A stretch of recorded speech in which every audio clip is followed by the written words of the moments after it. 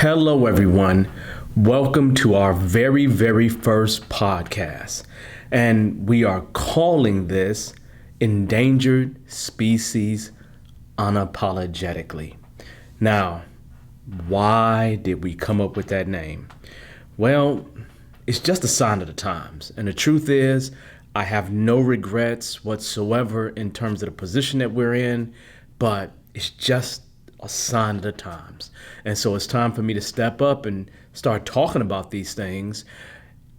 But you may not even know who I am. My name is Devon Morris.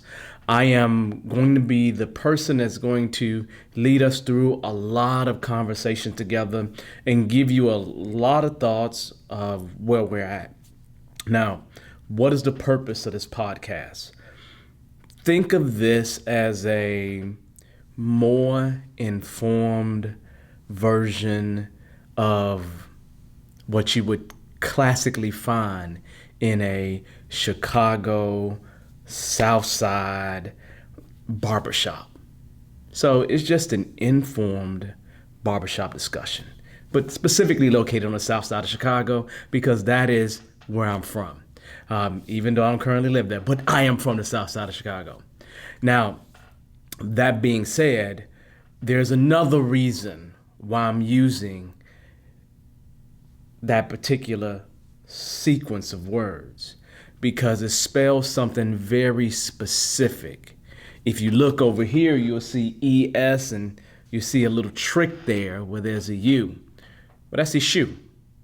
And Eshu is an Orisha, the trickster god, right? The gatekeeper. Maybe you know a little bit of something about that, or maybe you don't. One day we'll talk more about it. But there's an honor to our ancestors. And in honoring our ancestors, I do want to pause and take a moment for someone who's passed away recently, goes by the name of Chadwick Boseman. Brother, I appreciate everything that you did for us, making that movie Black Panther. You created something that was unbelievable, something that is almost impossible for us to even dream about. It's like dreaming about having a black president. Well, we had a black king in you. And it's not just the actual Black Panther and bringing T'Challa to life. Man, you brought so many other characters to life. Understanding Jackie Robinson, John Marshall, getting a good look at James Brown. You've done some good work, brother. And all I could say is that the ancestors will say to you, well done, well done, well done. So I'm going to pull a little bit out for you because I think it is one of those things that we do here. And again, thank you. Ashe. Now, let's talk a little bit more about why we're here. Over 2020 has been an interesting year with all the, COVID-19, the actual things that are happening in terms of protest, in terms of a lot of people losing their jobs, unemployment rate going up. There's a lot of people feeling insecure right now. But what I'm more concerned about than anything else is my feeling of being an endangered species. Because I've always felt that way, but have never had a platform or even just a willingness to express that to anyone. And this is going to be that platform for us to talk about just about anything. Whether it is we're talking about some things that have happened in sports, and maybe a couple of those topics that come up here and there, or we're talking about something like Orisha.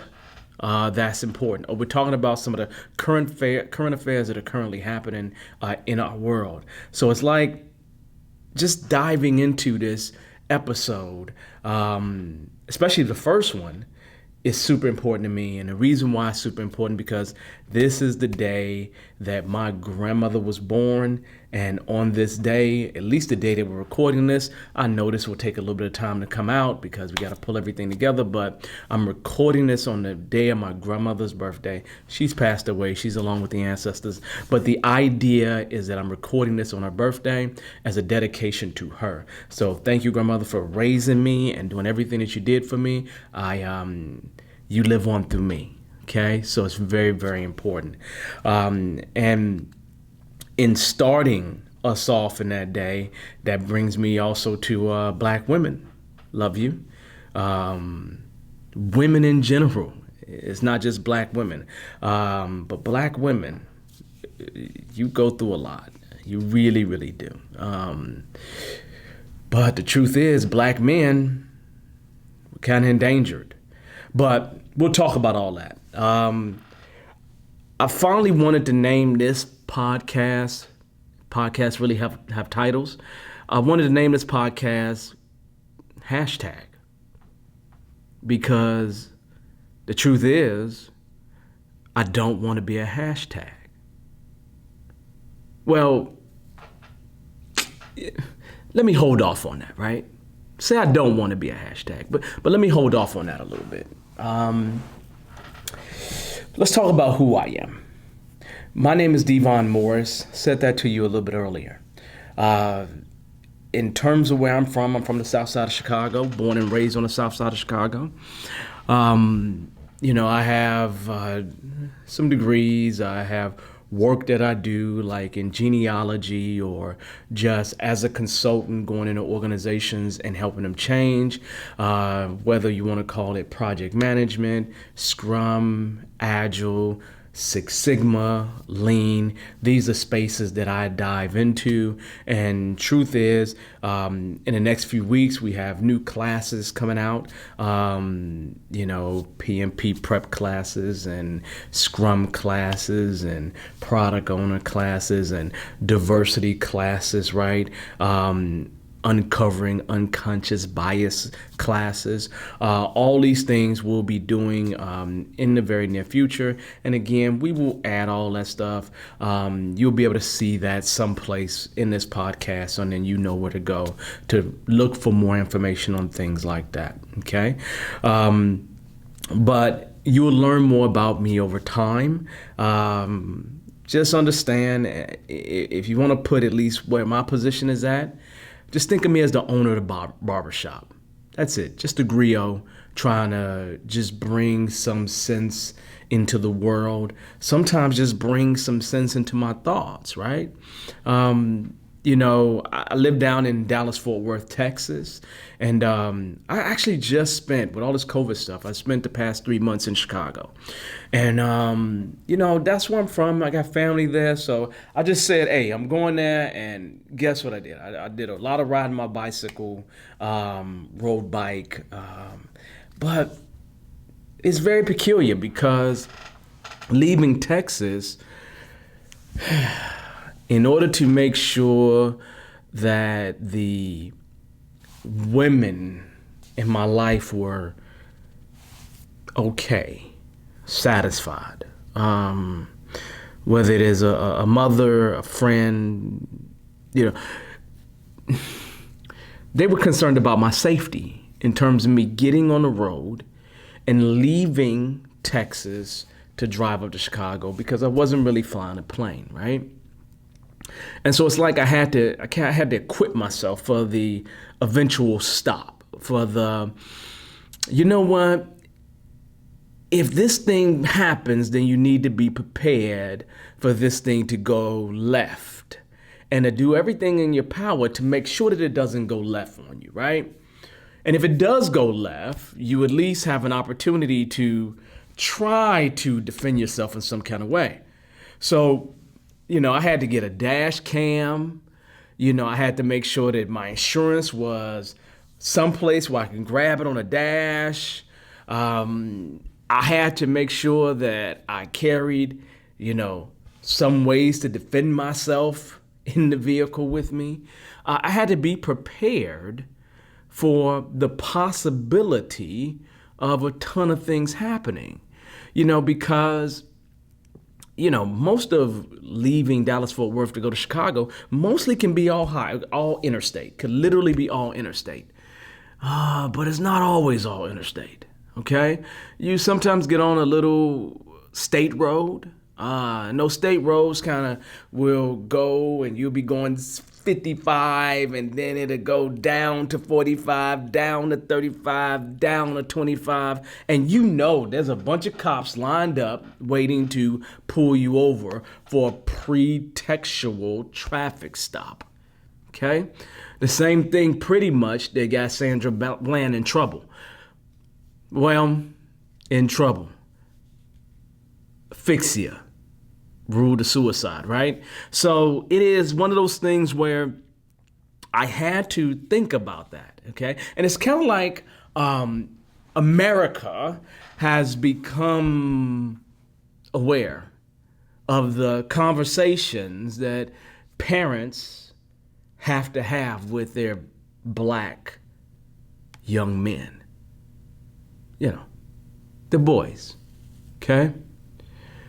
And that conversation is something that I know about, obviously. I've had to give it. I've had to receive it, okay? Whether it's been received in a way that it was actually told to me or it was in a way where, look, this is just the way experiences are. Because I didn't have that conversation. But I did have the lessons in terms of it happening. And seeing it happen. So it's just a different world that I come from, and maybe a slightly different world than what you come from. But I want to let you in on that world just a little bit, give you an idea, some thoughts, just bring you into the fold. So when you think about this barbershop, just think about it as a place where we can be open and honest, and everything stays in the barbershop. We're not going to take anything out of the barbershop. I'm not going to judge you at all. So don't judge me, okay? Just nice, polite conversation. And I'm willing to have these conversations all day, every day with anybody, okay? Now, that gives you an idea of what we're going to cover. And in the future, we will definitely bring in guests to make sure that you have different perspectives. And those different perspectives, I always want you to honor those perspectives, right? I always want you to value those, even if you disagree with them. There was a time, I remember back in 2007, I had to go, well, I didn't have to, but I do a lot of genealogy in terms of my family tree and just history in general, helping other people out as well. So I do a bunch of research. So I remember I had an opportunity to work in Glen Allen, Richmond, Virginia. And being in Virginia, my family, I have a whole segment of family that's from Virginia, but they're from Southern Virginia, kind of a place called Broadnax, Brunswick County, Mecklenburg County. Probably the biggest city closest to there is South Hill. It's about 10 miles north of North Carolina. Okay. And it gave me an opportunity to really go do some real research, like go to courthouses and go really look through things and go find some information, right? And so I actually found one of my great grandparents, okay? And I couldn't find it in 1870 because, 1860s, emancipation. So we're not in the 1860s census because a lot of us were slaves. At least my folks were slaves, right? And so the 1870 census is the first one where I could maybe touch them a little bit. But the thing is that my great-great-great-great-great-grandmother wasn't there, okay? And I had this grandfather pretty much that had a bunch of kids, and no wife. And that's a bit strange, right? All these kids and no wife. But luckily for me, I found the record of him being a slave, at least his son being born as a slave. And with his son being born as a slave, I was able to learn who his mother was. And by learning who his mother was, I learned the last name. Now, by learning that last name, I was able to identify the family that she was associated with. And I actually reached out to the family that she was associated with. And fortunately for me, the actual person was the head of the genealogical society. So she had a tremendous amount of information. And the one thing that I gotta tell you is when I walked to meet her, I had to have a certain level of respect. And the reason why I had that respect is because she has the right to be proud of her family like I have the right to be proud of my family, right?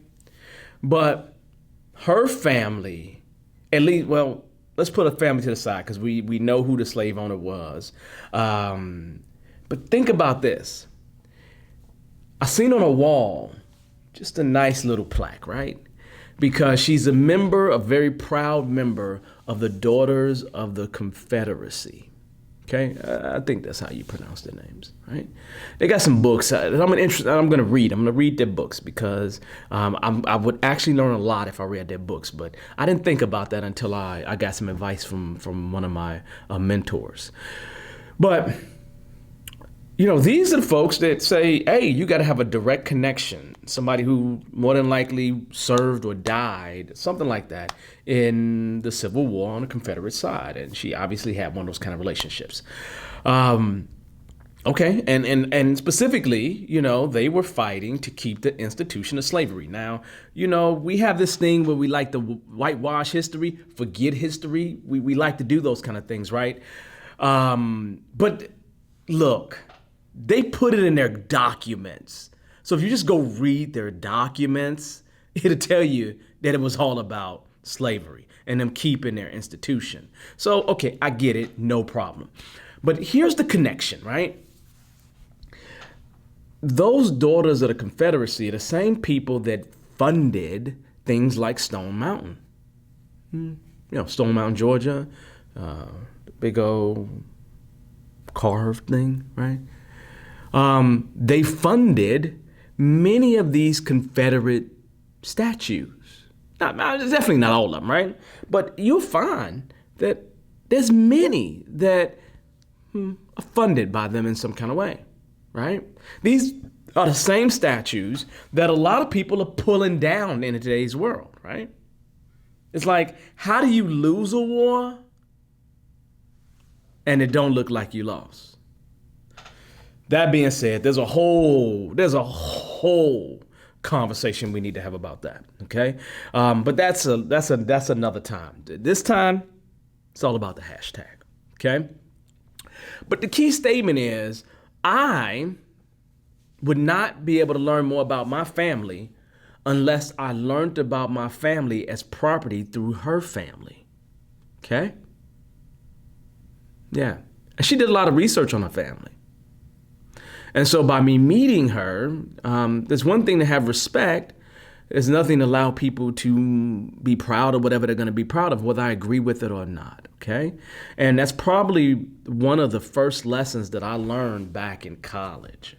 It was an important lesson to learn back in college, but it was one of the first lessons that I learned back in college. So really, really amazing, good lesson for me to learn, okay? Now, when it comes to just those lessons in life, the things that I've read, the experiences that I've had, the collective group experiences that have happened, these are the things that we will be talking about in this little barbershop here. These are the things that we will be going through, okay? And I just want to give you an insight into that. That's my main objective in terms of having this podcast. So just make sure you enjoy it, and please be sure to reach out to me. I am usually on social media as Mr. Devon Morris. I probably will create something specific for this podcast, but you can find me at Mr. Devon Morris or Devon Morris someplace. I'm pretty easy to find. I'm normally the darkest person with that name, okay? So really, really very, very simple, okay?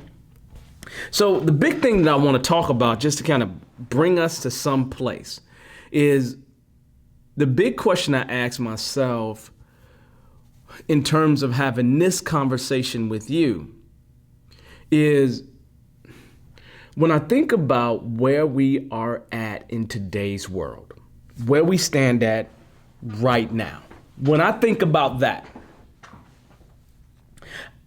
I am curious because I always hear a really, really simple statement that's always said. The bad apples. The bad apples, right?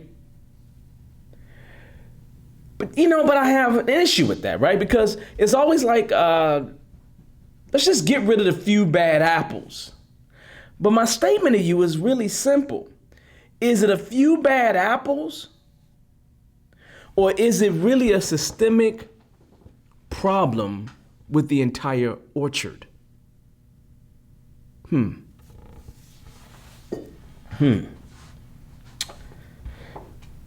Let's talk about a few things, okay? And I got a list of things here. I got a bunch of dates here, and I just want to give you a breadth of this, but I want you to understand something. These are names of people that have been caught on tape. They have evidence of things happening, okay? Now, when I had an opportunity, I worked at Burger King, if a customer complained, my assumption was there were 9 other customers that didn't make the complaint but had the same problem, okay? So if I think to myself about a George Floyd, there's at least 9 other George Floyds that probably happened within this year so far. But we don't know the names of the other 9, okay? We just don't. Because the universe worked in a certain way where there's no evidence. No evidence, okay? So let's talk about something. And I'm going to throw a few names out there, okay? And you know what? I'm not going to go back as far as Rodney King, right? Yeah. We're not going to go that far back. We're not going to take it even further back, right? We're not going to go way, way back, right? It's one of those things where the number one thing that people throw in my face when they want to talk about changing is they throw Martin Luther King in my face, right? I love Martin Luther King, no question, okay? Love him all day, every day. But he was a man. He had a lot of good, and he had a lot of bad. And that's okay. It's perfectly fine. What he did was just right. And he did a job. His job was well done. Okay? But that same king that everybody wants to throw up in our face about being nonviolent and following the way that Martin Luther King followed things, that same person you spat on, you sick dogs on, got bit a few times, right? That same person you beat with a stick, bloody yet unbowed, okay? That same person you put in jail many, many times. That same person had to console many, many, many people that looked like him when it came to things that were not right. Like some little girls dying, right? Bombed, okay? Like people getting killed for absolutely no reason, okay? That same man you killed. You killed, okay? Interesting, right? See, we only have an Emmett Till because his mother opened the casket. She didn't open the casket. We may not even know the name right now because there's many that didn't open the casket. There's many, as I look at my family tree, I say to myself, well, what happened to Red? Well, what happened to Bud? It just disappeared. Disappeared. And I hope to find some of them through DNA research, but they just disappeared. Don't know what happened to them. Okay? You know, when I think of Killmonger, when he took that sword and went, I'd rather die with my ancestors who had sense enough. Right? So these are the things that we're going to dive into. Okay? These are the things that we're going to dive into.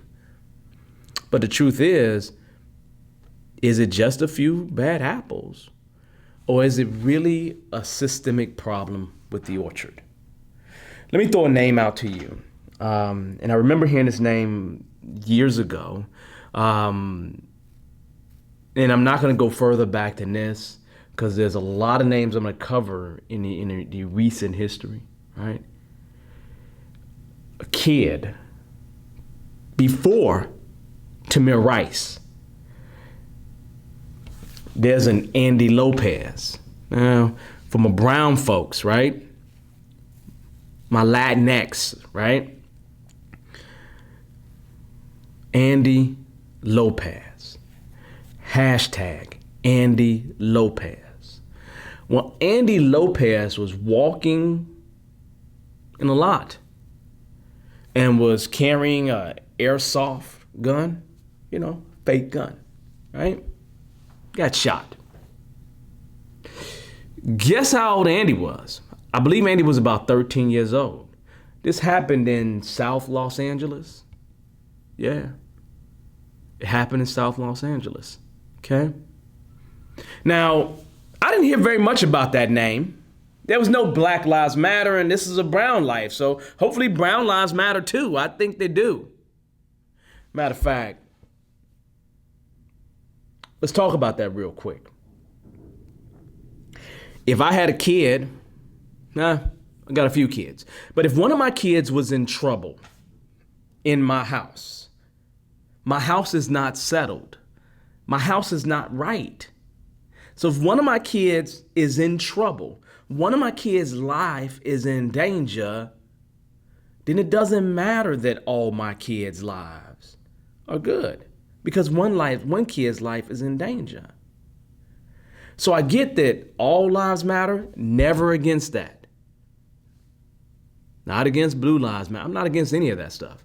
But if you got a bunch of people like Black lives, if these lives don't matter, then that whole foundation falls apart. So I don't understand why people are so upset about it. Anyway, Andy got shot October 22nd, 2013. Okay? Now, this is a young prince. You understand? A young prince who has cousins, who has a mother and a father, who has a community, right? And you know what? There was some things that happened in Cali. Yeah, there were some things, but it didn't get a lot of national recognition. It did not. Now, understand something else. He was shot and there were no indictments whatsoever. However, the family or someone did secure a $3 million settlement. But Andy's life is worth way more than $3 million. There's no amount of money you can put on a young man's life that is 13 years old and the potential things that person will become, or forget the things that they will become, the generations that they will potentially have that come after them. can't replace that. So before there was a TamirRice, there was an Andy Lopez. And I guarantee you there was many others before Andy Lopez. So if I just said that one, there's at least 9 others that we don't know about. Okay? That concerns me, right? That concerns me to see that young brother. I couldn't imagine being their parent. I couldn't imagine being Andy's parent. I couldn't imagine it. Okay? I couldn't imagine being Andy's friend, how that would shake me up. Okay? So, Andy Lopez is a name you should know. Because before TamirRice, there was an Andy Lopez. So, I bring that up because my brown folk, you know you get a lot of the same experiences that we do. You know you do. No question, right? What about that wall? What about this? What about that? You get a lot of those kind of problems. You may not have, they get on us, but if they ain't getting on us, they getting on you next. So it just is what it is. That's just the way it is, right? Let's move forward in time, okay? Big name you know about, EricGarner. EricGarner, according to people there, had just broken up a fight. EricGarner was selling some Lucy's. Yeah, okay, Lucy's. Individual cigarettes, right? So, people who smoke, they may sell a cigarette to somebody else for a quarter, 50 cents, $1 if you can get it, right? But it's a Lucy. They're selling it, right? So he's selling Lucy's. Great. Because that was illegal. I guess it is. It's not individually wrapped. It doesn't have its own packaging associated with it. It tells you all the warnings and all that other stuff. So I guess that is illegal, okay? But was it worth his life? I don't think so. If you go back, we're talking about a 43, 44-year-old king. This happened in Staten Island, New York. I love New York too. I really do love New York. New York is the place to be. Love New York all day, every day. But that king had a family. The king had at least one child. Okay, I think that was a female. I can't imagine losing my father to such a senseless situation. Now understand that this happened July 17th, 2014. Suffocation. And you've seen the video. You've seen the video more than likely. You've seen the video of what happened, right? No indictments. That family, know what they got? $5.5 million settlement. Something's wrong. But hashtag EricGarner. But the hashtag that has lived beyond the EricGarner hashtag is hashtag I can't breathe. Because in that video, you hear a man telling you he can't breathe. He can't breathe. Again and again and again. When I look at a situation like that, that's murder. Just flat out murder. It's interesting how a bunch of overseers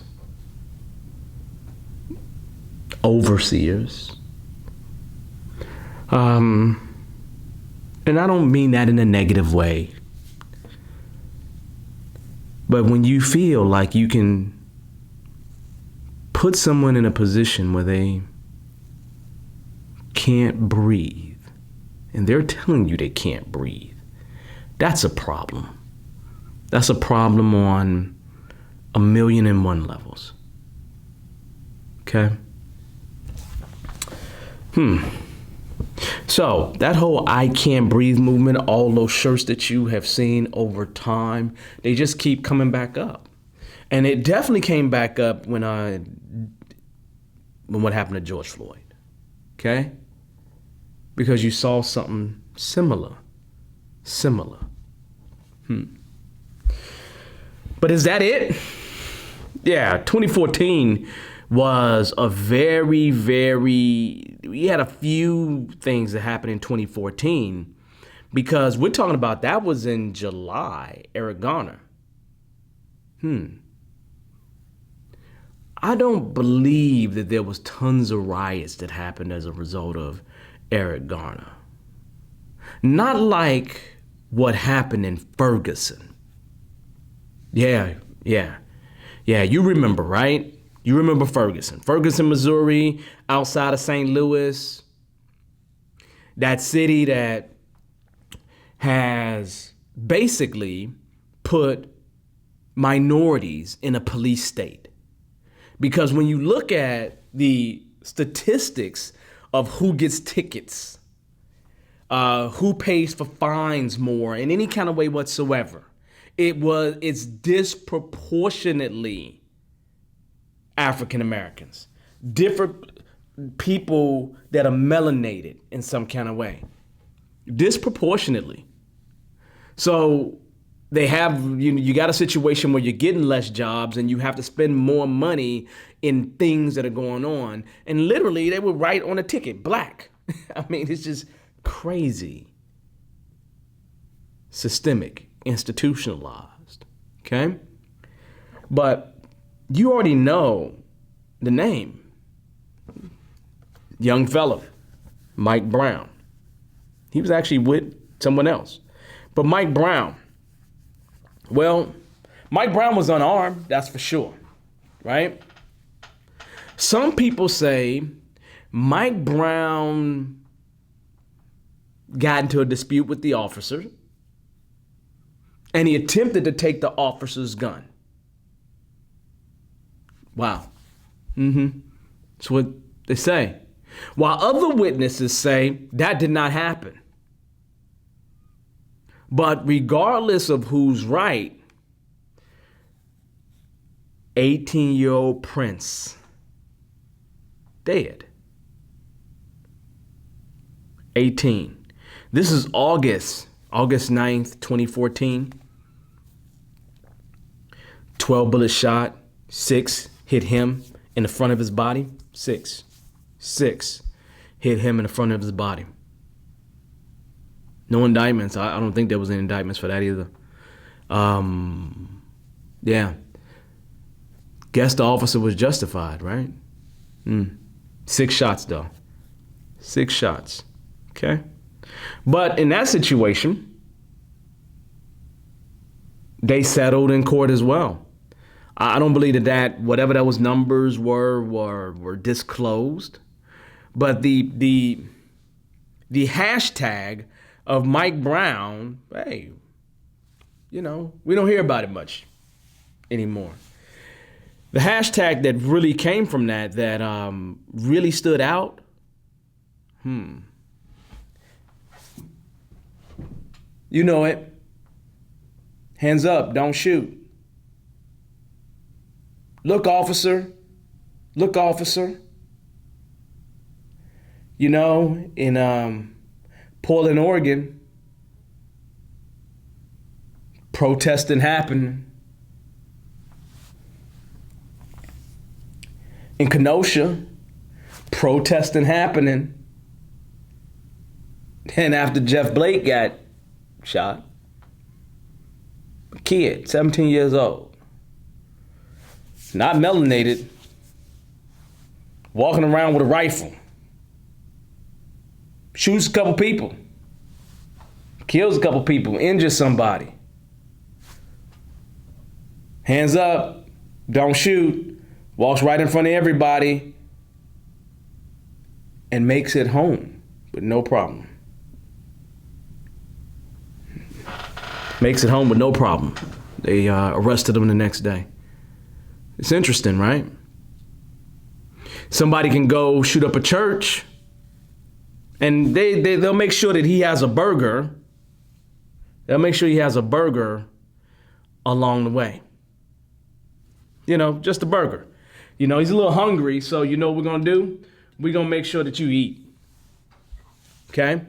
That the way it's supposed to work? I don't know. You know? It's interesting, right? How is one supposed to feel about that, right? Because it concerns me, right? MikeBrown, hands up, don't shoot. And people dispute whether that happened, whether he put his hands up or not. But it's irrelevant. It's irrelevant. That young man is gone. That prince is gone. And again, I don't know him as a person. But, you know, he should be alive.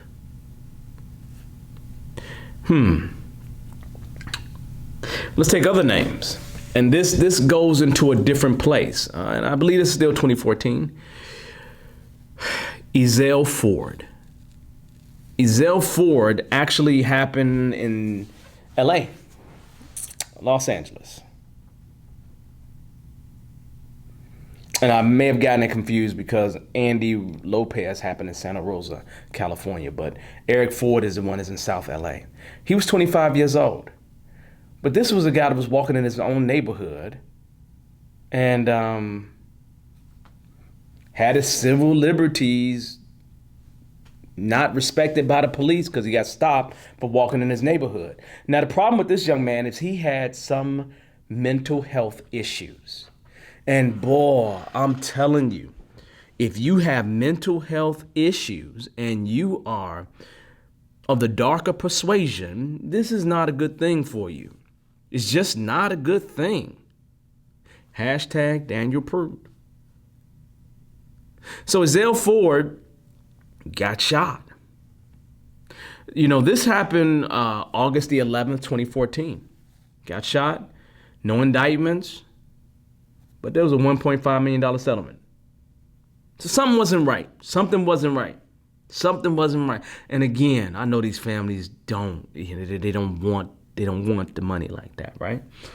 And if I remember correctly, he was athletic, he was good at sports. He just had some potential mental issues. You know, so it's one of those situations when you have mental problems, there should be another number that somebody can call and not the police. Because if I had a situation where somebody near and dear to me needed some help, I definitely wouldn't call the police. I remember in college, I had a friend, and my friend, and I'm a freshman, right? I'm a freshman. This is my boy, right? My boy. Still my boy to this day. I remember we're all, killer white people, super black power, all these things, right? And I remember he read a book, ISIS Papers. Now, after he read that book, he snapped. Now, what do I mean by snapped? Just something went off in his brain. Now, I'm going to be honest with you. I had no clue about his history. But the truth is, the brother was manic depressive. And he went into a place of manic. And when I say to you, he just snapped. He didn't hurt anybody. But I remember him walking outside and me walking with him, trying to make sure he's good. Him wanting to run and just run. And he started saying, literally, calling for the ancestors to all rise from the dead so we can begin this war with white people. He was trying to raise the dead.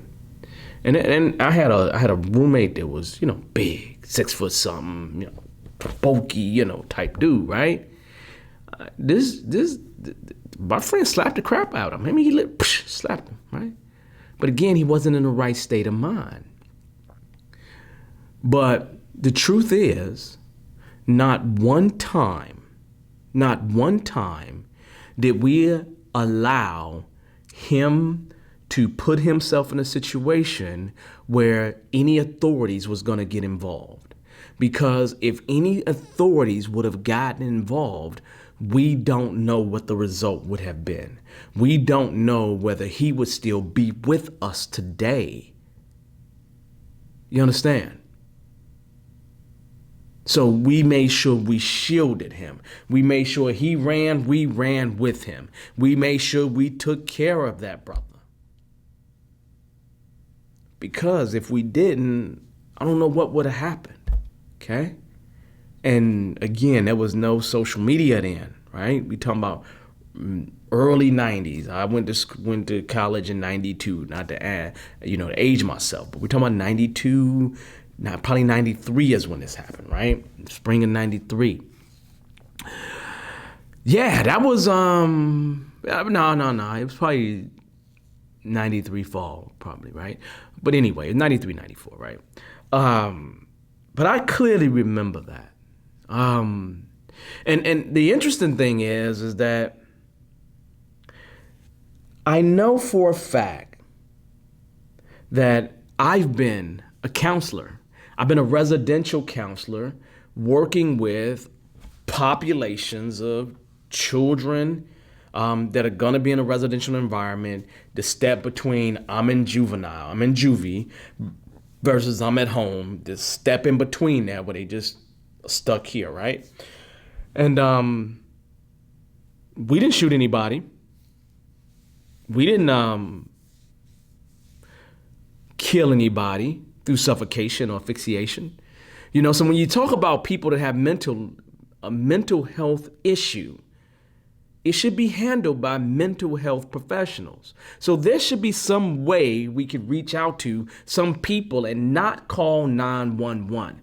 Because I can't say I would ever recommend calling 911 if it was my family, okay?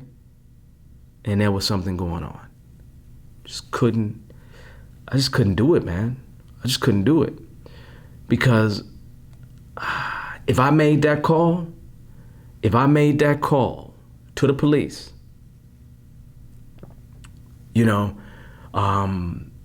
there was a case where some mother called the police about her son, and the police killed her son. I don't remember the name. I don't remember the name. I really don't. But she called to get some help, man. She called to get some help, not for her son to die. To die. Can you imagine how heavy that weight is? I mean, if I was a parent and that happened to me, I just don't know how I would be able to live on. I just don't know. I don't know, man. I don't know. It's not right. It ain't fair. Even there was this guy who, I think it was in Miami. This guy who was a counselor or something like that. There was a kid. He was in the street. He's trying to make sure the kid is good. There's something going on. And the police are there. And he's trying to let the police know, hey, don't shoot. I got it. He's on the ground letting them know everything. Man, they shot him. They actually shot him. For real. For real. I mean, you don't win as the mental health, if the person that has the issue, And you don't win as the provider if you are. It's a problem. It's a problem. Yeah, and how do you deal with that problem? I don't know. But we got to find a way to deal with it. We got to find a way to make this visible. We got to change this, okay? So, hashtag EzellFord. We're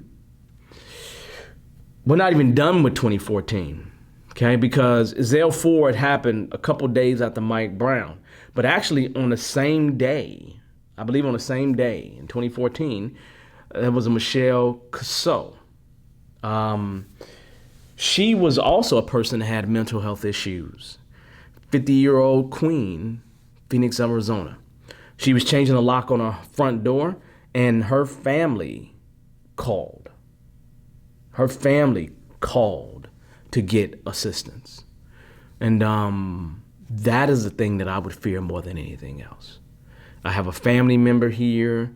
They're a little bit quirky. They got some interesting things going on. They like to do certain things, certain ways. And when you have family like that, you just kind of know what they're going to do. And you just let them do what they're going to do. As long as they do what they're going to do in a nice, safe way, and they don't hurt you and they don't hurt nobody, it's okay. I mean, I've had, in the past, I've had neighbors who have had somebody.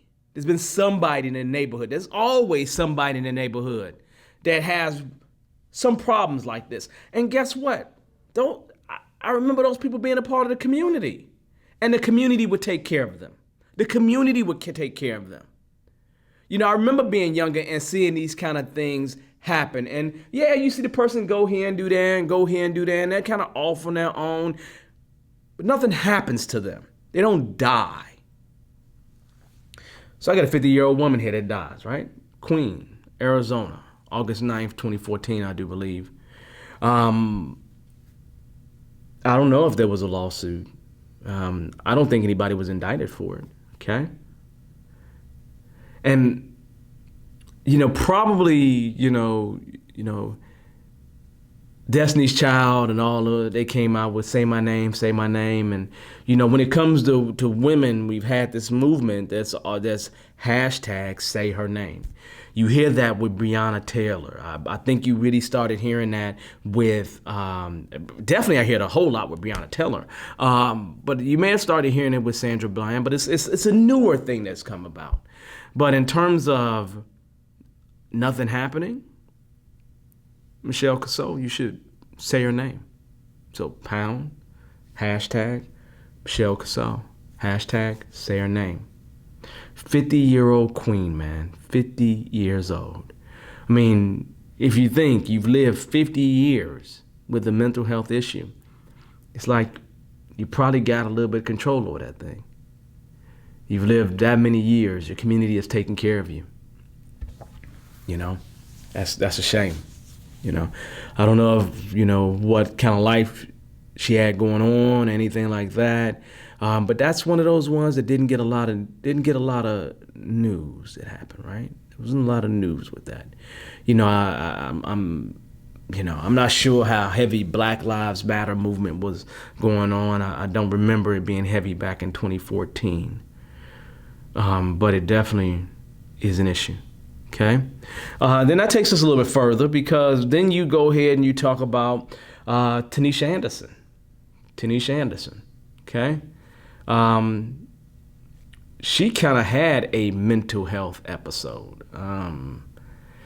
This was a situation where I think one of her siblings called 911.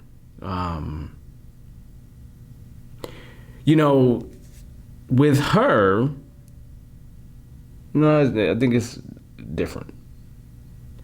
But there's another one where November 12th, she, Cleveland, Ohio, being restrained, died from being restrained. I think the officer or officers associated with that got a 10-day suspension. That was the verdict. That's not even a verdict. It's not even a verdict. It's a 10-day freaking suspension. 37 years old, man. Was there a lawsuit for money? I don't know. I really don't. Okay? But regardless, that wouldn't change anything. That wouldn't change what the family's missing, right? But they said she had an episode, which means most of the time maybe she was just stressed out, had something going on. But I say to you, hashtag TanishaAnderson, okay? Hashtag say her name. You take it further than that. This is where we get into that other young man. We are still in 2014, people. 10 days later, TamirRice. This is in Ohio as well, okay? Cleveland, Ohio. 12-year-old Prince here, right? Again, fake gun. I believe it was exactly a fake gun. Walking through the park, shot that young man. Okay? Now, TamirRice, you've seen a lot of pictures when it came to TamirRice, right? You've seen a lot of pictures in association with him, okay? Ton of pictures, right? You see those pictures, you see Tavon Martin, you just start seeing these things, right? And you started seeing a lot of faces. The faces of the individuals start to really pop up in terms of social media, which has brought a lot of visibility to these things, right? For TamirRice, I don't believe any charges were filed. I'm not sure if the family sued or anything like that. Probably all that information is publicly available. But hashtag TamirRice. Hashtag stop killing our future. Stop killing our future. So TamirRice, I feel for that family. Andy Lopez, TamirRice, for kids to die early, it's hard as a parent to have to go through that. Okay? February 8th, 2015, NatashaMcKenna had an episode while being tased. Okay? This was a 37-year-old queen out of Fairfax, Virginia. She ended up in a situation where she had cardiac arrest. Well, according to the report, cardiac arrest and excited delirium, right? That's what they say, right? It's either NatashaMcKenna or it's TanishaAnderson. One of those two have a videotape of them in jail and being restrained in jail. I don't think that's when it happened, the death part, but being restrained in jail and people coming out and pulling them out. And it's one of those things where, as a mental health professional, and I don't work in mental health anymore. I don't do in-home counseling anymore like that. But I clearly remember being trained. I clearly remember being trained specifically how to restrain these children. And I'm telling you, man, some of these kids were way bigger than me. I'm 5'8" at most, right? At most. Man, when I say to you, I've had to be a part of restraining kids 6'6", but those kids never got hurt. They never got hurt, okay? Because you follow the appropriate procedures. The thing that's really weird is that in that situation, we always sent the person in who they had the best relationship with.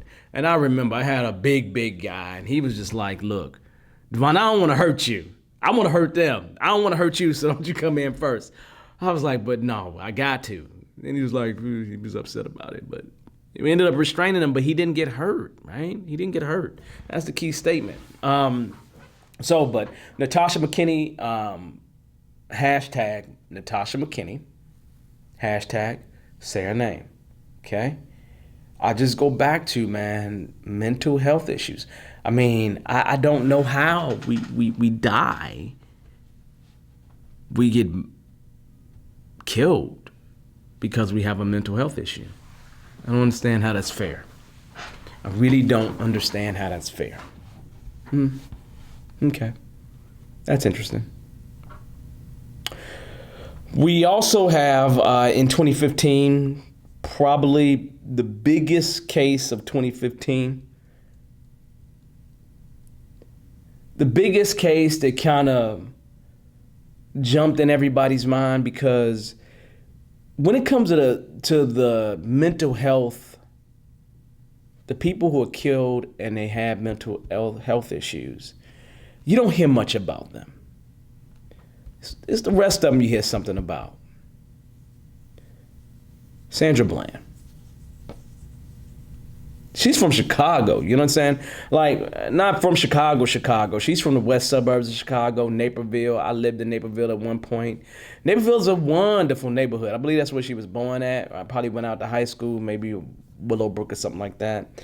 But Sandra Bland, right? Sandra Bland. Interesting. Because Sandra Bland got stopped on a traffic stop, pretextual traffic stop, right? Which allows people to do a little bit more searching and investigation, right?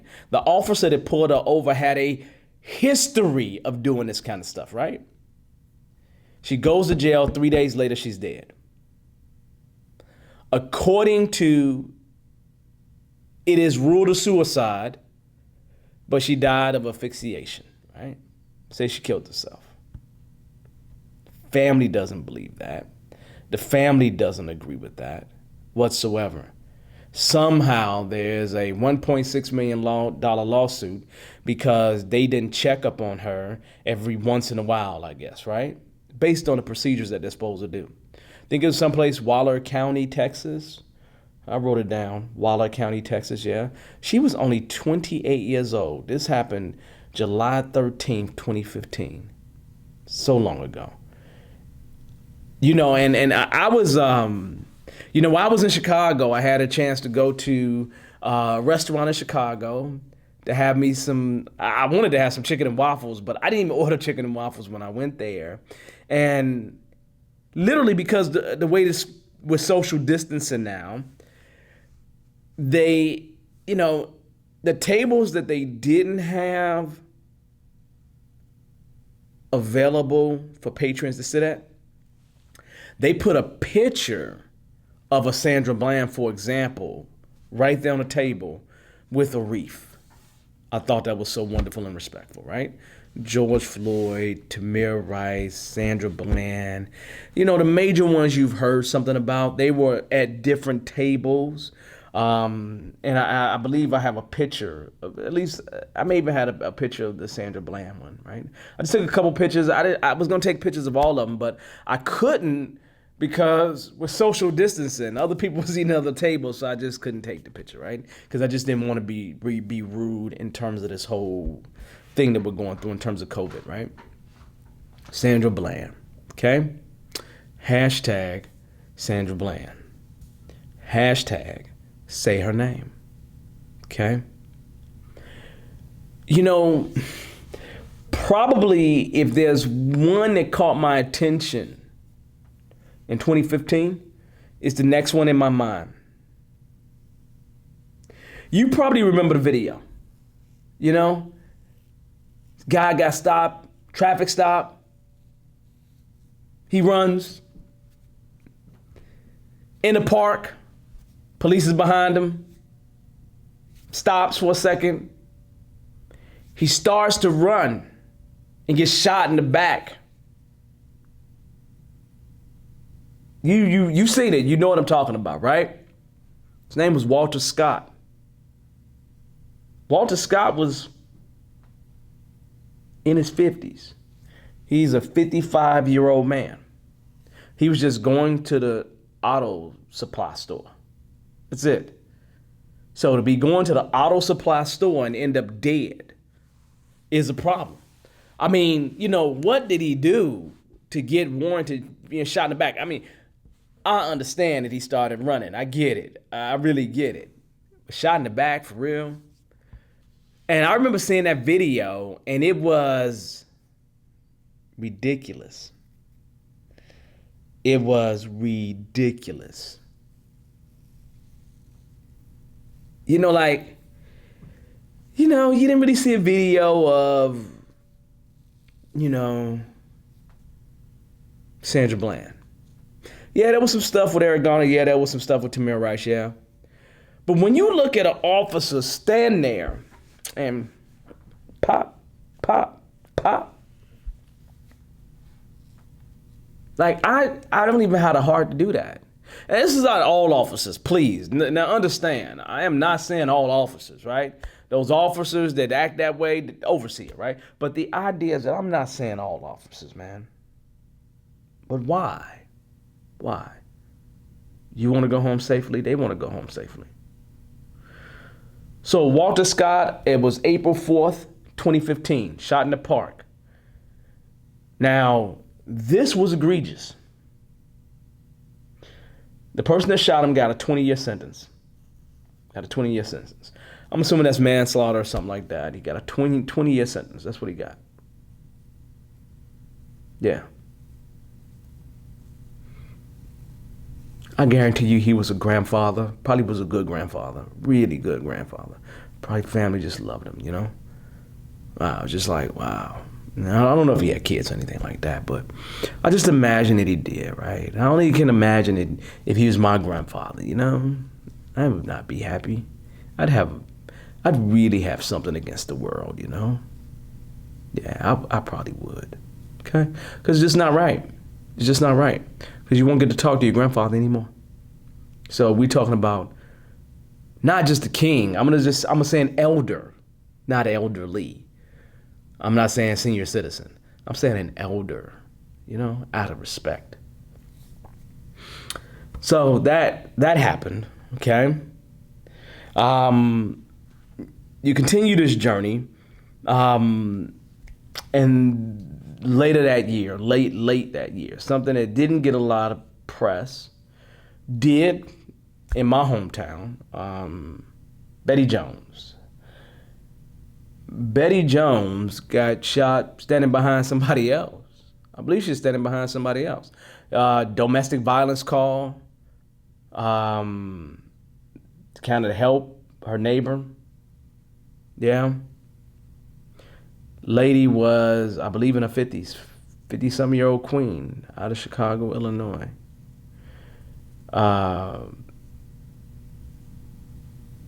Quintonio LeGrier also died that day. Okay.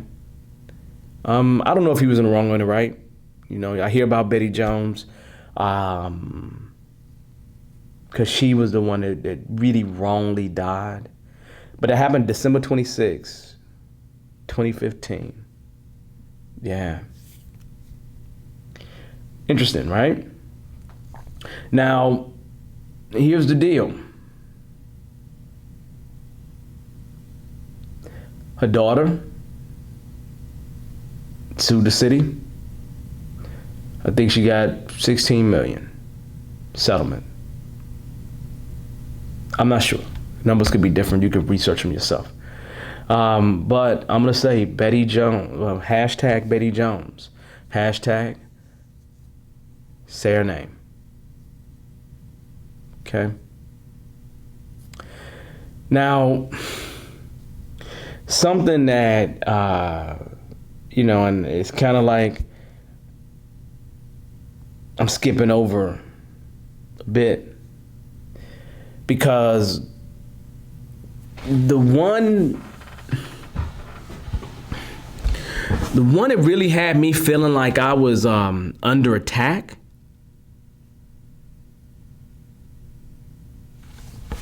is looking at the video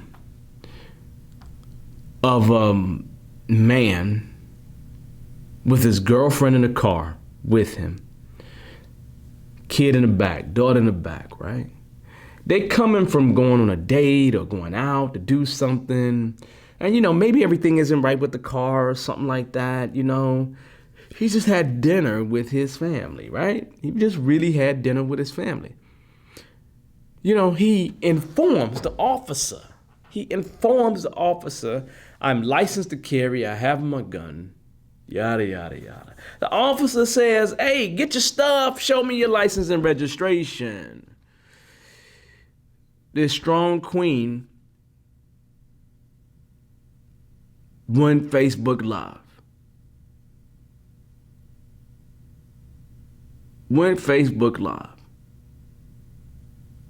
Philando Castile, man.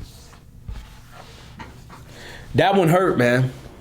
Because when you're, even if you got wrong things that have happened around you, when you are following the orders of the officer, and it's only a traffic stop, you shouldn't die. You shouldn't die.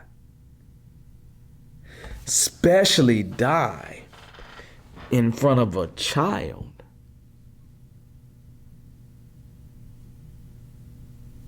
Wow, man. Like with Betty James getting shot, and me as a licensed carrier, I'm accountable for that bullet, right? I'm accountable for that bullet. But Philando, you're going to shoot into a car with 2 other innocent people in the car. Like, for real. And they're just following orders. It's an interesting thing, man. That right there upset me. It really did. Because, I've been stopped, man. I've had my gun. And, I got stopped once. And, oh, boy, I'm telling you, I was so happy I got stopped. Because he was black. He was black. And so he pulled me over, but it was because of something. Somebody got a ticket on my car. I didn't even know it. But when I say that he was black, I'm not saying all black cops are great cops. I don't know, right? But he was black, so I had a certain level of comfort. I knew that he would have a certain level of comfort with me. So that was good, okay? But, man, I was super sad, man, with Philando Castile, man. I really, really was, because I just didn't think it made any sense, right? I felt really, really vulnerable at that point. Really, really vulnerable. Because I tried to do the right thing. And in terms of in terms of what he was doing in that moment, I could see the right thing. Again, I don't know why he got stopped, right? I don't know, but I know that a traffic stop doesn't warrant death. I know that to be true. Okay? Yeah. Yeah, Philando Castile, man. I remember that one. I remember clearly seeing the video. And I remember clearly watching that brother die. I remember that, man. I remember that. And all I could think to myself is, what would I be thinking of him as I'm dying? Like, why you shoot me? Like, dog, why you shoot me? Why you shoot me, dog? Like, literally, why you shoot me? And I can't really go for my gun because you gonna shoot me more. Like, how is this fair? Man, I don't think anybody got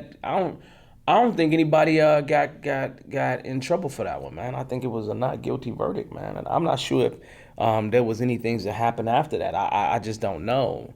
But I just remember seeing that one, and I clearly remember being super disturbed by it. Because all I could say to myself is, and how do you do the right thing? That's the reason why, I got a little folder, just something really small to put on my dash with my license and registration in it. So it's right there, so I don't have to dig in to go do anything. I just go and grab it from the top and just pass it right on over. Say, officer, my license and registration is right there. Do you want me to get it? If you want to, I'll keep my hands right here and you can reach and get it yourself. I mean, I'm giving them all kinds of suggestions, it's the case, but I'm making sure my stuff is available to them. And that's the reason why I got that on for that long route I was going to take, because, again, I had to be prepared for nonsense, right? Now, the thing that's really interesting is the next one is super disturbing for me, that also had me feeling violated, was when you sitting in your own house, right? You in your house, right? It's at night. You eating some ice cream. Like, I can see myself sitting on my couch eating some ice cream, enjoying myself eating some ice cream that I bought with my money after a hard day, a long weekend, whatever it is. I'm sitting in my house.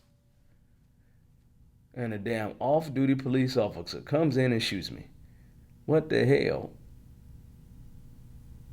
What the hell? Botham Jean. Yeah, man. I can't even imagine, because his parents are from the Caribbean, right? I mean, for real. His parents are from the Caribbean. And you send your kid, good Christian kid, right? Doing all the right stuff, going to church, all this wonderful and great stuff he was doing. Accountant, working for one of the big five, I do believe. And you doing the right stuff. You are you having an impact on your family for generations to come. And you're snuffed out. Wow, you're snuffed out. Now, Botham Jean, he was 26 years old. This happened in Dallas, Texas. Just a king, absolute king, right? September 6, 2018, shot by an off-duty police officer. I believe that her verdict, she was guilty. She ended up getting a guilty charge. Oh, yeah. This is the one where the judge, the black judge, right, hugged her. Boy, she got a lot of black folks stopped liking her for some strange reason. I think they still love her, though. I think she may be Greek. I'm not sure. But it wasn't pretty. It wasn't pretty. Because it's like that lady needed some I don't know, man. Yeah, I don't know how I feel about that. I can't say I was upset at it, but I wasn't good with it. You know? Like, you kill somebody and want to give you some sympathy. Like, you kill somebody bad, right? I mean, you walk in their house, even if it's a mistake. And if that would have been me, I would have just been like, I did it. Sorry. We don't need to go through this trial. Let's get to the sentencing, because that was my fault. Even if it was just a mistake, right? I remember that, because I'm in DFW when it happened, and it was just all over the news, right? All over the news when it happened. But it was all over the news nationally, right?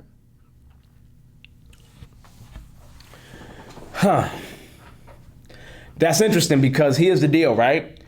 You're talking about literally in the next year, right? Next year after that. AJ. Atiana Jefferson is watching or babysitting a nephew at home. It's super duper early in the morning. If I'm correct, she was playing some video games or something, like just having a good time, right? And a neighbor called because maybe a door was open or something like that to do a welfare check. Now, to just check on the place to make sure everybody's good, right? That's what happened. She got killed in a house, man. October 12th. It was 2018 or 2019, one of the two. Okay, I don't remember which one. That officer that shot her, I believe, was charged with murder. Charged with murder. No, either, I don't know if the verdict was murder, but at least was charged with murder. I'm not sure if they got the actual charge there.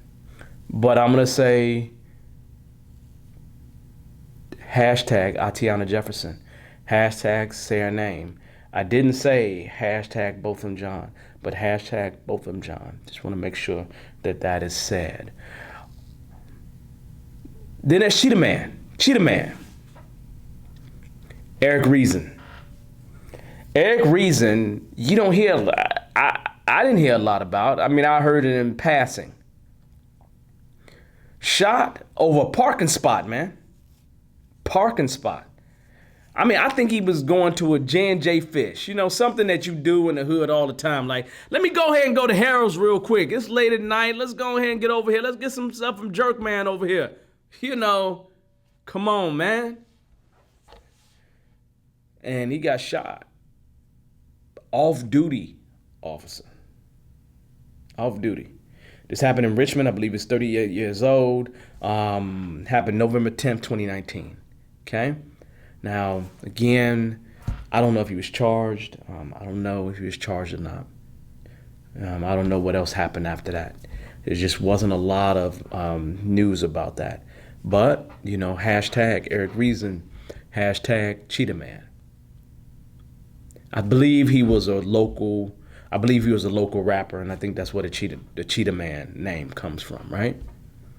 I haven't heard any of his music, but the idea is that he was doing something that he loved to do, okay? And he just died senselessly, right?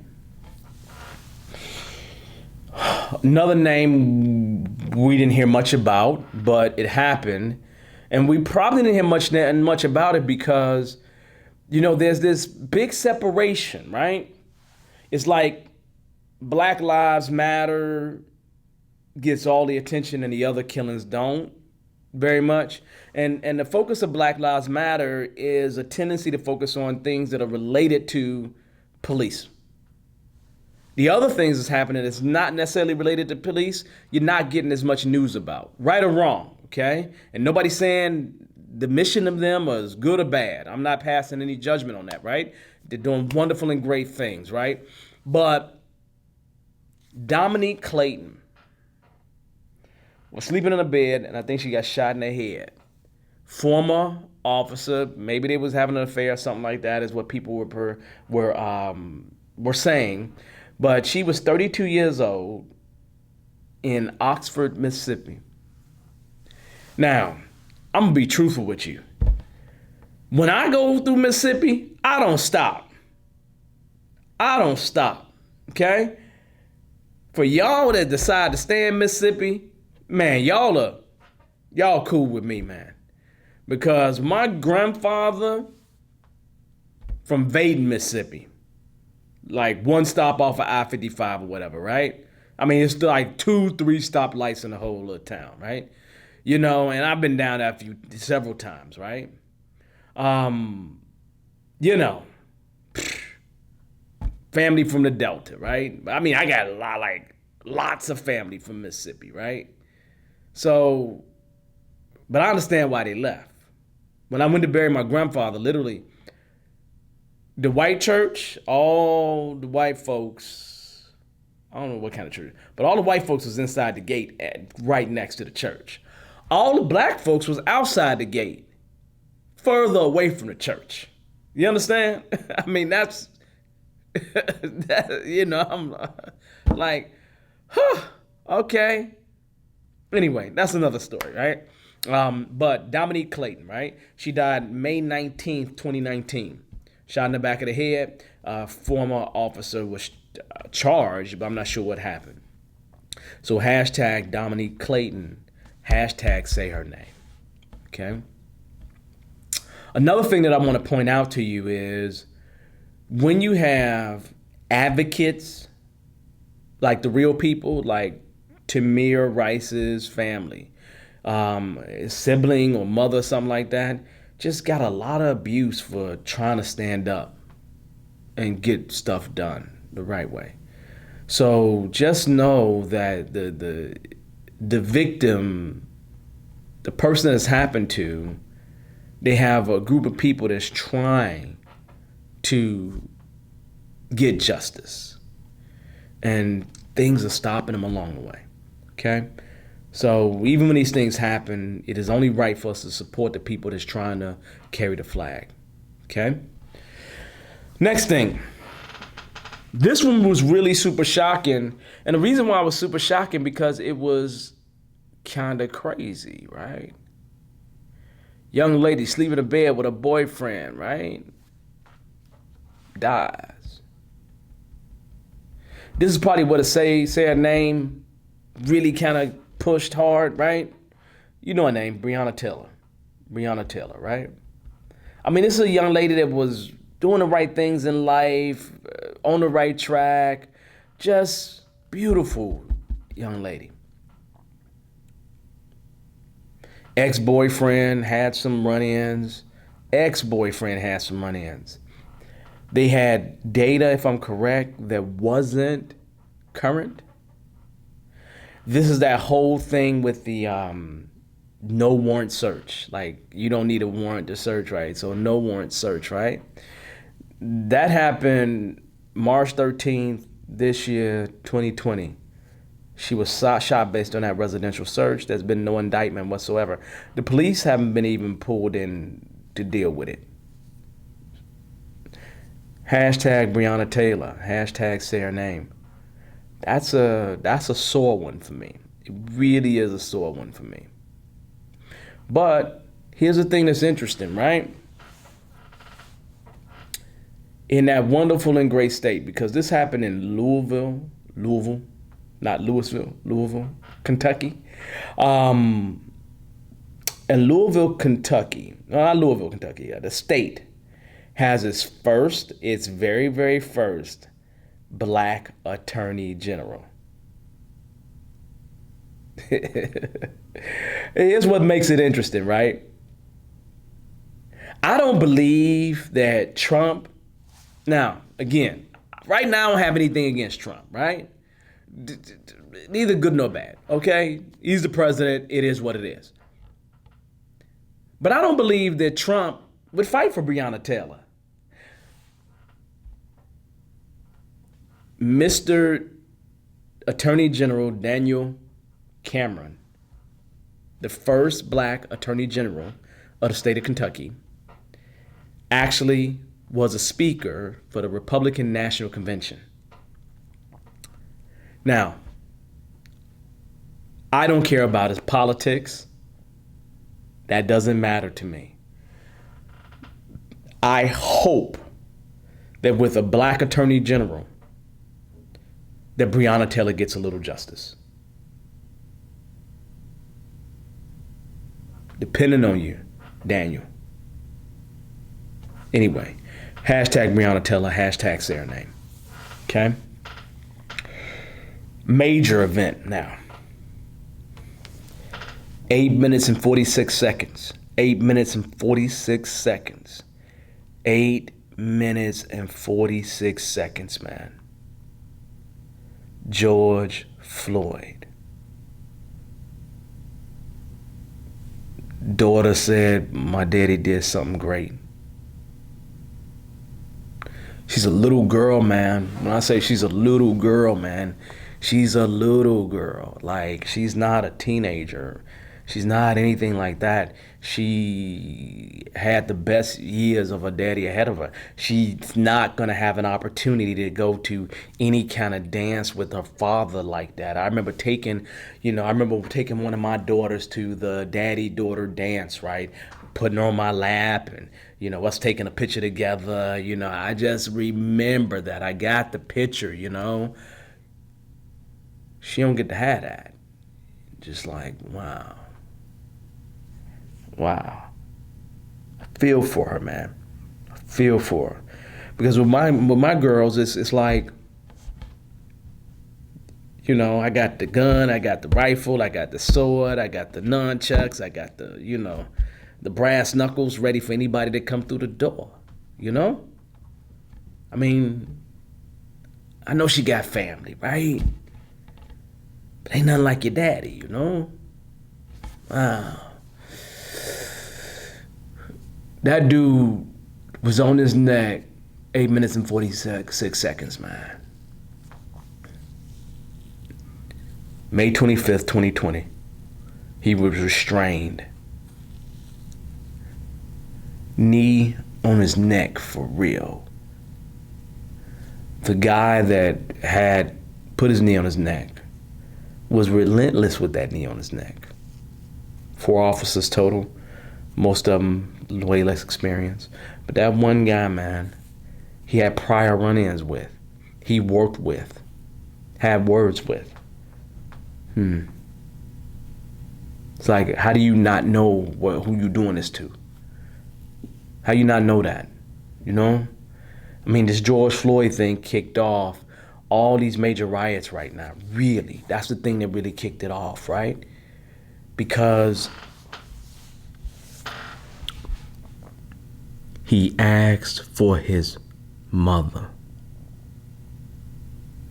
You understand? He asked for his mother.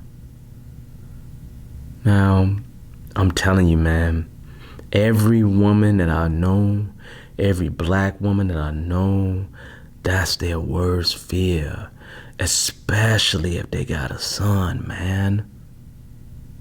For real. I can't imagine that. Can't imagine it. You know, just truly unbelievable. Now, all those police officers obviously got fired. We all know this at this particular point in time. But this is when the I can't breathe came back up. So it's kind of like it just started a whole new movement, a whole new thing. You know, and this is over a $20 counterfeit bill. I mean, literally, $20 counterfeit bill. You know, and they just weren't right, man. They just weren't right. You look at those videos, they weren't right. They were not right. I don't know how these guys don't get the max, right? Because you just threw Minneapolis in a whole nother place, right? I wasn't hearing anything about Minneapolis, right? But now, took that man all the way back to Texas to bury him, down there in Houston. Just part of that truth, right? So, hashtag George Floyd, okay? Very, very important. Hashtag 8:46. 8 minutes and 46 seconds, somebody on your neck, man. And truth is, if you cut off the blood flow to your major arteries right here in your neck, you pass out in like 30 seconds, dude. I mean, and they know the proper technique, you know? It'd be a difference if they wasn't trained right, you know? Wow. That was an execution. Yeah. That was him getting revenge back on him. Something. Anyway, that one upset me. It did upset me. But interesting, that happened. But I didn't even hear about Daniel Prude until today.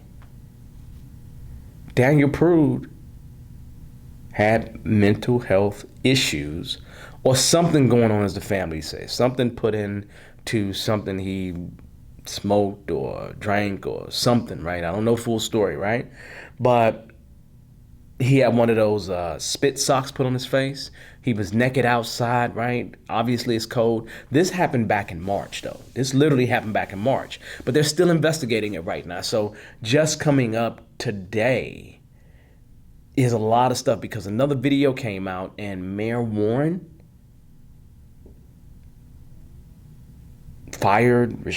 he suspended all 7 officers associated with it. He suspended all 7 officers, the mayor in Rochester, New York, okay? This actually happened March 23rd, 2020, okay? And they're still investigating it. But it's that cross between a possibility of mental health issues. If somebody is literally outside in the cold, like March in New York is not warm, you know? He's outside naked, man, in the cold. If I see somebody outside naked in the cold, I'm like, let me tell you something, right? While I'm in Chicago, for real, this is not a joke, right? I go pick up my daughter, you know, stay on the south side of Chicago, right? Some I'm out in the 80s, over by Stony Island, just down one of the blocks, right? And so I'm going to pick up my daughter and going to the house, getting her club. Well, we just going out on a daddy-daughter date. We're going to go ride. I'm taking her to go ride our bikes on Lakeshore Drive. So we're going to go out there, ride a few miles, and then I'm going to take her out to go get some Mediterranean cuisine. So we're going to have a good time. That's what we're doing. We're having a good time, right? When we literally walk out the door, there's a guy across the street butt naked. I mean, he butt naked, using the water hose to clean himself up. He butt naked in the front of the house. You understand? He's in the front of the house. I'm like, where does this happen at? Where does this happen at, right? So I'm like, something wrong with him, man. So I got my daughter up in that car, and I walked around to my side. He at least turned aside, only saw his booty. But he was black, and when I called her mother, I said, hey, what's up with that? What's up with your neighbors, She said, well, that man's homeless. He comes over there and does that all the time. And I would go let the neighbors know, but they never answer the door. And I said, I'm cool with that now. I understand. He could have some things going on. I have no problem with that. The only suggestion I would make is, let's just build him an enclosure right there. He could come all the time, and make sure that he don't put himself in a situation where he gets in trouble, for exposing himself or something like that, Community take care of him, But I know him being naked, something's not right. But I'm not going to call the police on him. I'm going to try to figure out what's going on with him.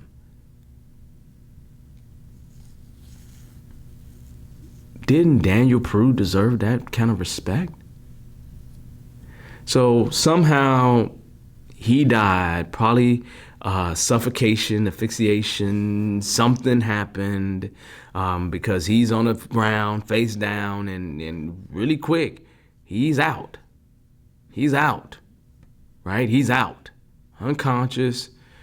They over there having regular kind of conversations. It just wasn't cool, man. It just wasn't cool at all, And his brother called because he was concerned about him, right?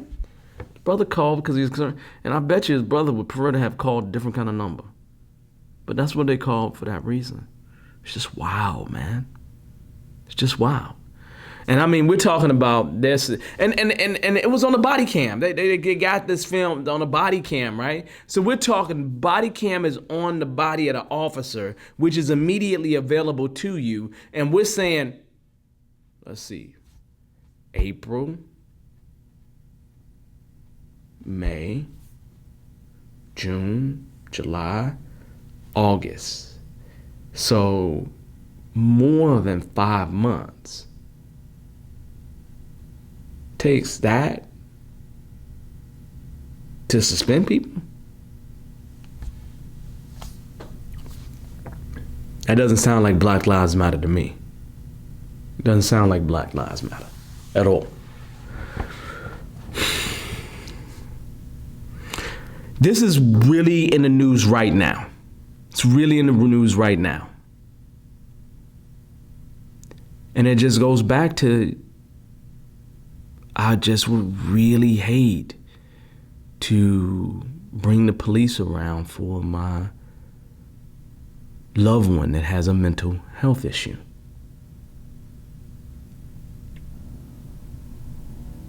And they should know to bring properly trained people in to help.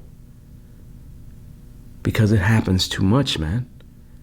I don't know how, if you got a mental health issue, how you even got a shot at surviving.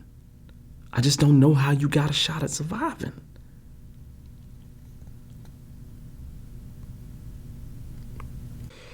Well, I have one last one to talk to you about. And this one is different because he survived. Okay? And if you're aware of any of today's news whatsoever, you know the name is Jason Blake. You know the name is Jason Blake already. Little Kenosha, Wisconsin. Okay? Place that I've been to, right? You know, I'm a part of an organization where I provided a recommendation to one person the whole time I've been as part of this organization.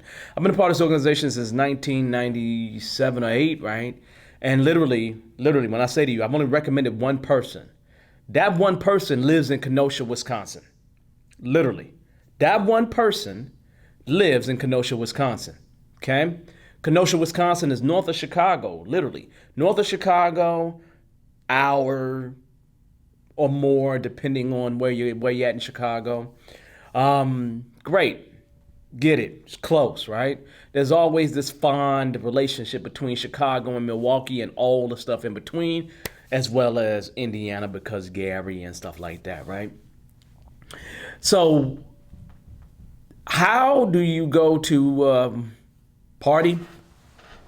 Some kind of situation? Ends up being something going on. It doesn't even matter if something was going on. Literally. Video shows the guy walked around the car, bent down to reach in his car, and got shot in the back 7 times. Now, if I'm Blake, I don't know. Maybe I'm thinking I'm looking out for my kids, trying to make sure that they're good. I don't know. The good thing is he's alive. He can let us know that, right? If I'm the officer, I'm like, he's going to get a gun and kill me. But there's a long distance between walking around from the passenger side of the car to walking around to the driver's side of the car with the number of officers that you have and that you could have restrained him in some other way.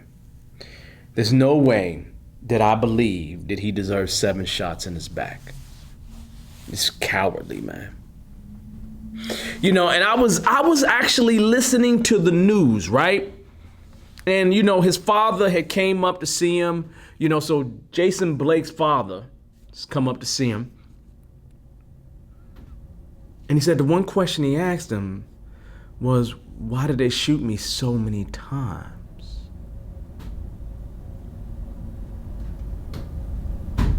You understand that statement? Why did they shoot me so many times? That's a whole nother level right there, right? Because I know as he's getting shot, he blacked out, right? So it's like, why? Why did I deserve this?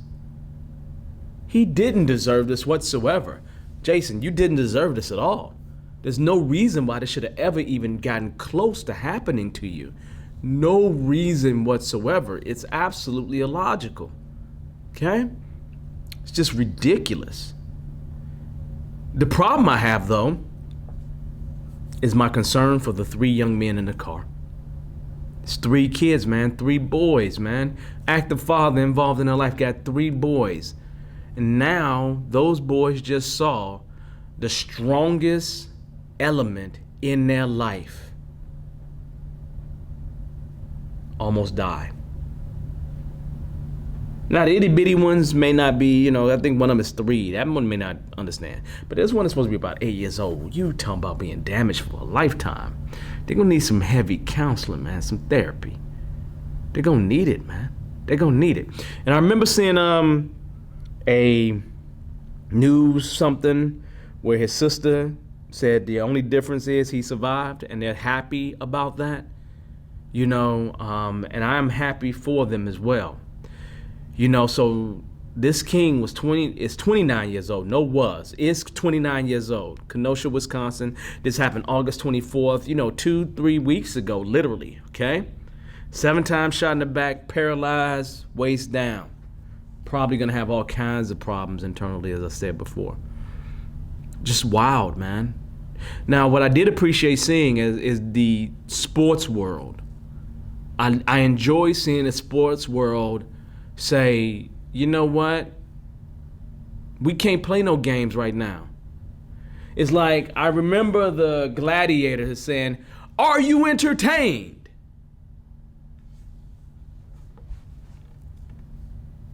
And I don't know if I can entertain somebody if I feel like my life is not valuable. I just couldn't do it myself. So I understand where they're coming from. And I remember seeing WNBA players wearing white shirts with 7 shots in the back. NBA players not playing any playoff games. Football teams not practicing, not doing anything. Baseball doing the same thing. Just seeing the sports world just kind of collectively say, we're done with it, man. We're done with this, man. This doesn't make any sense. Let's change something.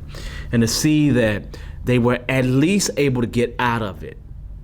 Yeah, we'll go back and play, but owners, we need you to get involved now, because the owners actually have access to those politicians that could change laws. They have a reach into the community that's much deeper than many of the players do, because those owners are established in those communities. And they got those owners to open up stadiums for voting. Now that may not seem like a small win. That's a big win. That's a big win for them. And that's something I like to see. I definitely like to see. So Jason Blake, look, man, it's always whatever you need. Take care of yourself. Take care of them boys. Your family's gonna need every last bit of strength that you got, brother. You're gonna need every last bit of it. So, that being said, I'm glad that we wrapping it up on somebody that's lived, somebody that survived. Okay, it's not out the woods, but he survived. And like I said to you in the beginning,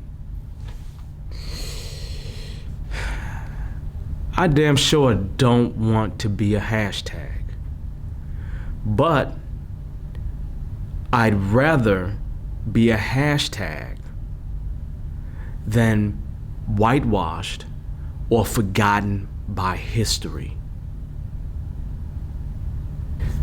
I really want to thank you for joining me on this first podcast. I've had a lot of fun with this endangered species unapologetically. I hope you enjoyed it as much as I have enjoyed it. Join me for our future podcasts. I'm going to do everything in my power to keep this conversation going. The first time in the barbershop is always a little different. Things will always change, but it's nice to get this first one in the books. And I look forward to seeing you in the future. Look, over and out. See you next time.